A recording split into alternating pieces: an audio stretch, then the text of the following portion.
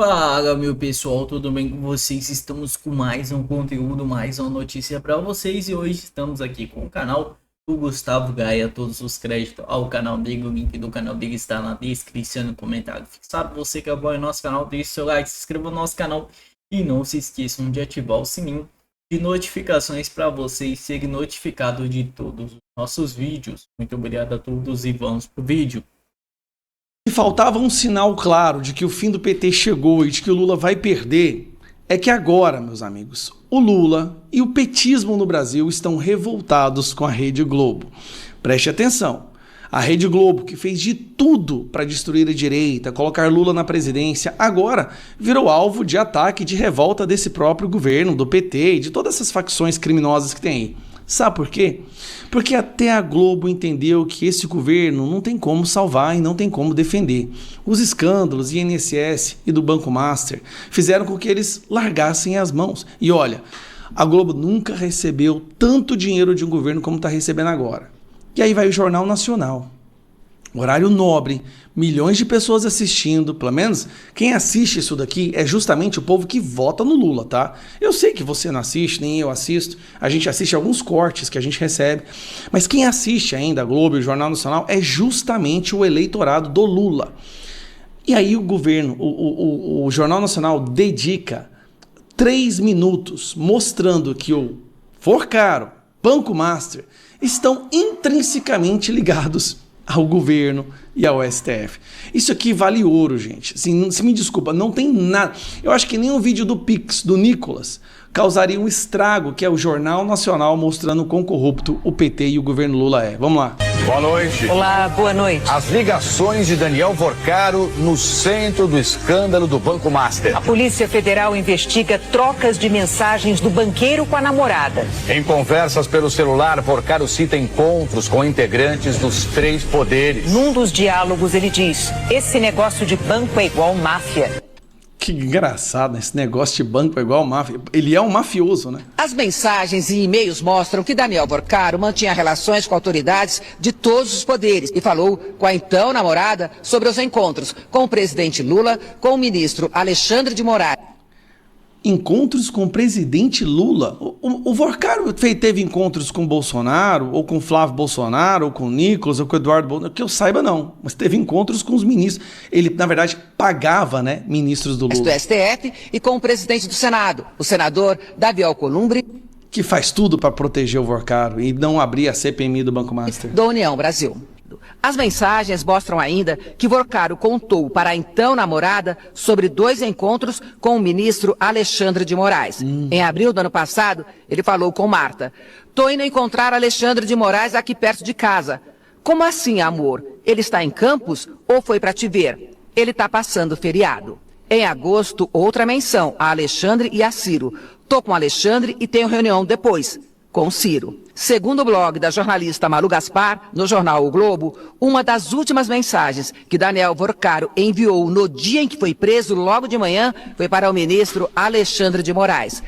Rapaz, e olha que já começou descendo o cacete no Alexandre de Moraes. A Globo falando que o Alexandre de Moraes está encontrando com o mafioso. Cara, que dia que você ia imaginar um trem desse?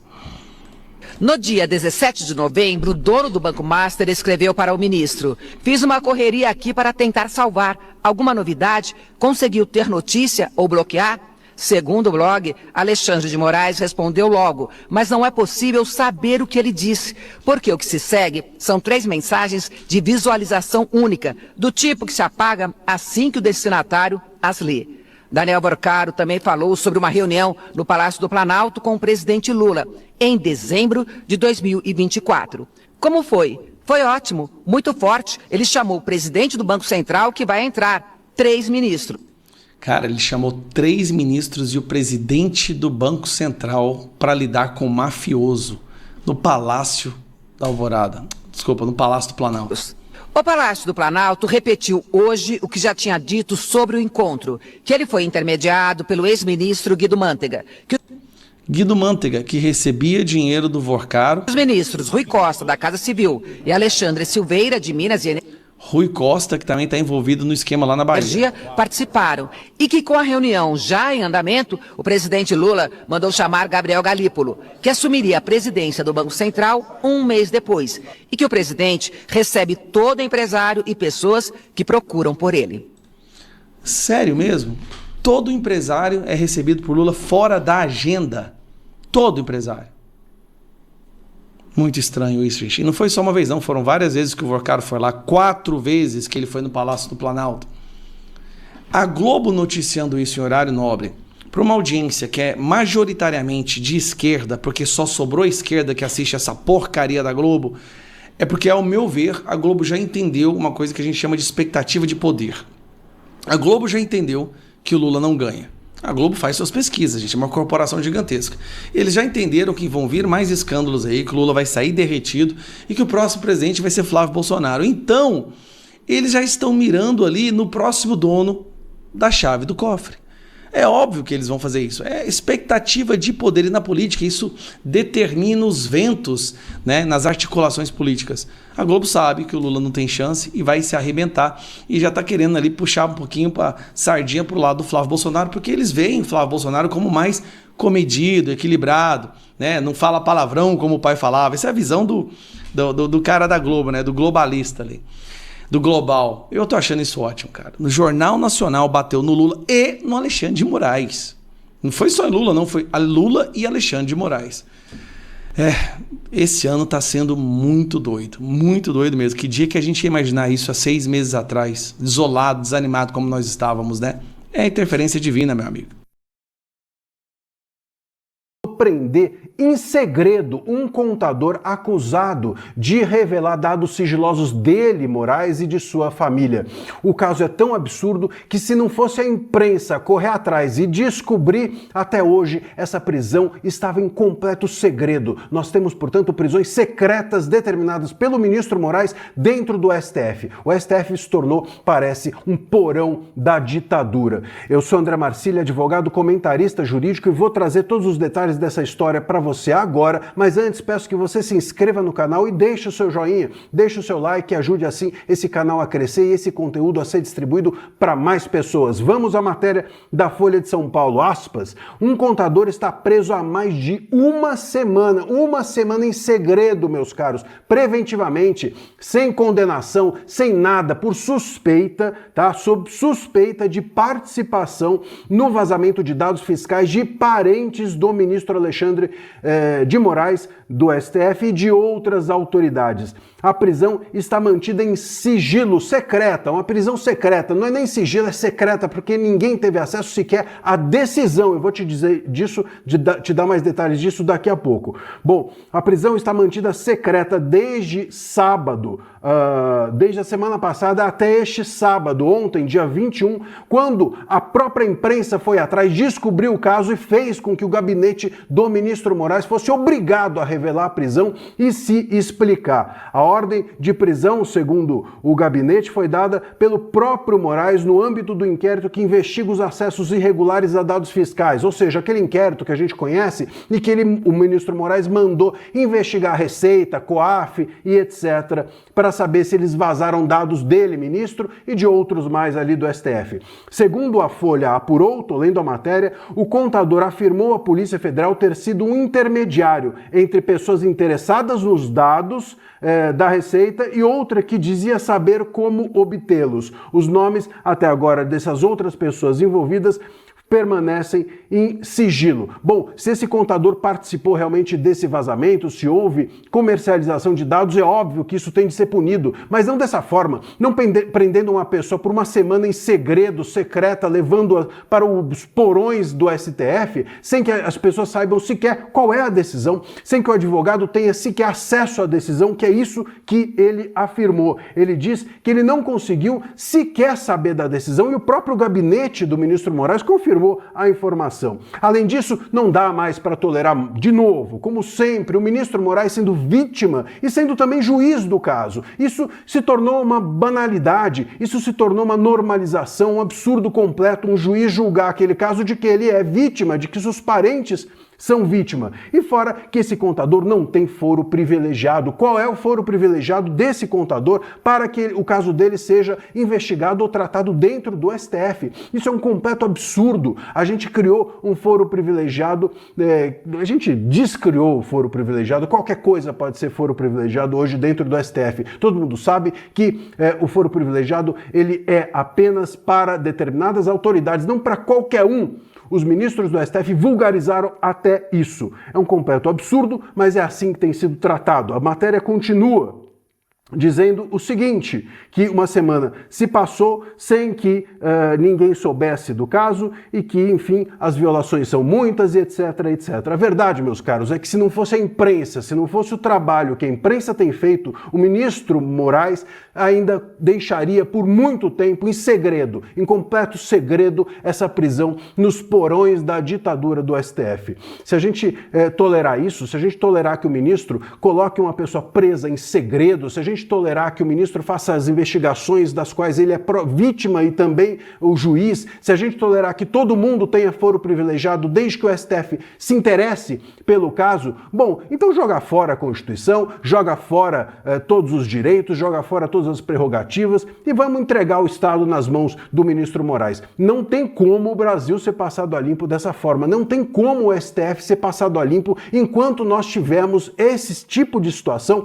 que nós temos vivido no Brasil há 7 anos.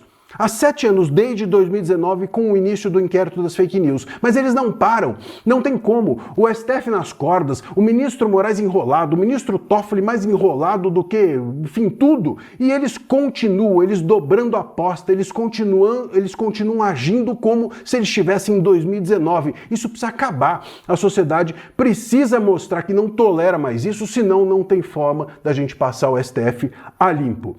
Vamos acompanhar essa história de perto aqui no canal. Eu queria te fazer um convite, se você gosta... Fala, meu pessoal, estamos aqui no Conexão Política. Judiciário, Moraes manda prender contato por suposto acesso ilegal a dados de autoridades e familiares do STF. Washington travassou Azevedo e apontado como mandante de organização que obteve informações sigilosas de 1.819 contribuintes em investigação tramitada sob sigilo. O ministro Alexandre de Moraes do STF determinou a prisão do contato em Washington Travassos de Azevedo desde fechamento de quinzena desse mês. Uma série de medidas foram expedidas para a corte. Travasso é acusado por envolvimento no suposto esquema de vazamento de dados familiares de ministros da corte e outras autoridades. Todos os investigação tramita sob sigilo. A decisão foi decretada a pedido da Polícia Federal após manifestação favorável da PGR. Segundo o STF, o investigado foi apontado como um dos mandantes na cadeia de obtenção de dados fiscais protegidos por sigilo funcional. De acordo com as investigações, o contador teria acessado uma forma irregular declarações de impostos de renda de 1.819 contribuintes entre janeiro de 2024 e fevereiro de 2026. Entre as vítimas estão pessoas vinculadas aos ministros do STF e TCU, além de deputados federais, de senadores, ex-governadores, dirigentes de agências reguladoras, empresários e outras personalidades de notoriedade pública. O contador disse à PF que atuou como intermediário entre uma pessoa que tinha interesse em obter os dados da Receita Federal e outra que afirma ter acesso a informações sigilosas. Os nomes citados pelo investigador foram acessados e investigadores mais permaneceram sob sigilo. Entre os dados obtidos ilegalmente estão informações fiscais do advogado Viviano Barcelos de Moraes, esposo do ministro. O vazamento ocorreu em meio à crise do STF envolvendo contra de 1.129 milhões em Viviane Moraes com o Banco Master e instituição de Daniel Advogado, atualmente preso por fraude financeira e processo de negociação e delegação premiada. A investigação tem como plano fundo uma apuração interna do STF sobre possível quebra de sigilo fiscal de ministro da Corte que prevente atribuídas servidores da Receita Federal e do COAF faz parte do inquérito das chamadas fake news, é aberto em 2019 e ainda em cruzo que tramita em sigilo. Em janeiro de 2026, Moraes abriu um ofício de investigação para rastrear possível acesso irregulares. Em fevereiro, a PF cumpriu 4 mandatos de busca e apreensão em São Paulo, Rio de Janeiro e Bahia. A defesa do contador afirma que ainda não tem acesso à decisão que decretou a prisão e nem os outros documentos do processo. O advogado Eric Calverbeck criticou publicamente a falta de resposta dos pedidos feitos ao gabinete do ministro e está a primeira prisão conhecida como hábito da investigação sobre vazamento de dados de integrantes do STF. Até então, as medidas adotadas incluem busca e uso de tornozeleira eletrônica.